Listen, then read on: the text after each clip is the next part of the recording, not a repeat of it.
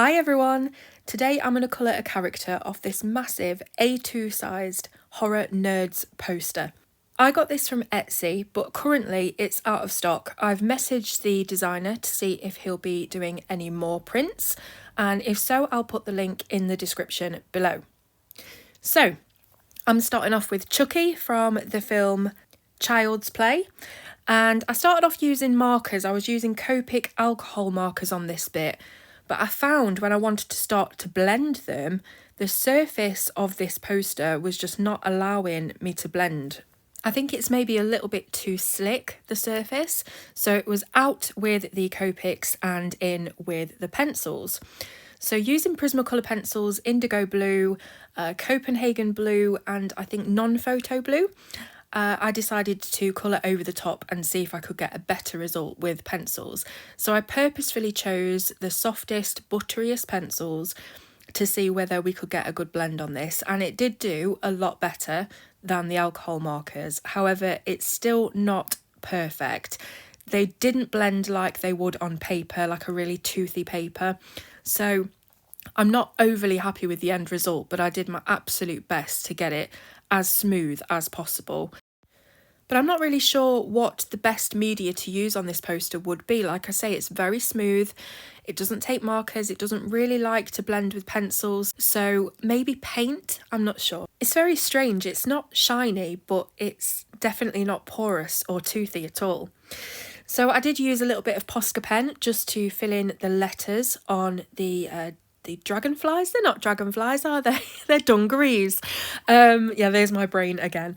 So I decided to use some red on the shoes. In fact, I was looking at a reference photo of Chucky the doll, and I tried to make the colours as close as possible to the original as I could. Obviously there were some differences because it's a slightly different design, the shoes are different, but I did my best to use the right colours. So I'm just carrying on with the red, using the Crimson Lake, Permanent Red and Carmine Red to do those sleeves. And as I said, the blends aren't perfect. You can see that the Crimson Lake isn't really blending with the Permanent Red, which it usually would quite well. I added a few little emblems onto the dungarees because they have some sort of pattern on the original reference photo.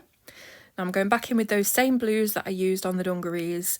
And the reason that I was so excited about this horror poster is, I'm sure you'll know, if you've followed me for quite a while, that I am a huge horror fan, and anything to do with horror, it just really excites me. I absolutely love it, and I just thought this poster was fantastic. All of the horror icons have been cartoonised, and they're a little bit easier to palette, I suppose, because they're not so realistic. They are cartoonish. There's still lots of blood and things on here, but I do quite like the quirky cartoon look of them. So here's how he's looking so far. Quite good actually. From a distance, it doesn't look too bad at all. It's when you get close up that you can see those blends just aren't that great. I did have to keep going over the outlines, so the black ink lines, because the opacity of the Prismacolor kept dulling them out. So that's what I'm doing here. And again, I had to change the shoes up a little bit because they were a different design. So I just tried to use the original red and cream colour palette.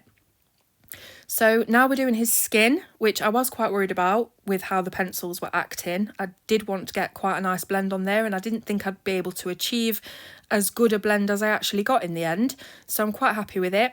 I used peach, light peach and cream, and went over all the cream bits with the light peach just to fade them in a little bit and not look too harsh. As you can see, there is a glare on here at the moment. You're seeing a lot of wax. It's because I've got that overhead light and it does bounce off of the wax of the pencil. So at the end of this video, you will see the original sort of how it looks to the eye away from the light, and it looks much flatter, much smoother. So I am happy with that. Again, just going over the lines, making sure they're nice and black and crisp. Now, obviously there are lots of other characters on here, and I know that not everybody is a horror fan. In fact, my horror videos are some of the less watched videos on my channel because I know it's an acquired thing. But if you would like to see me colour another character on camera, I am happy to do that. I'm also happy to do the rest of it in my own spare time and not subject you to any more. But I thought that some people might find it interesting, and maybe it's just a little fun video for you to watch and just listen to me speak for a bit. So yep, doing the hair, making sure I've got all the black outlines in there. The hair was, I believe, pumpkin orange, cadmium orange hue, and orange by itself.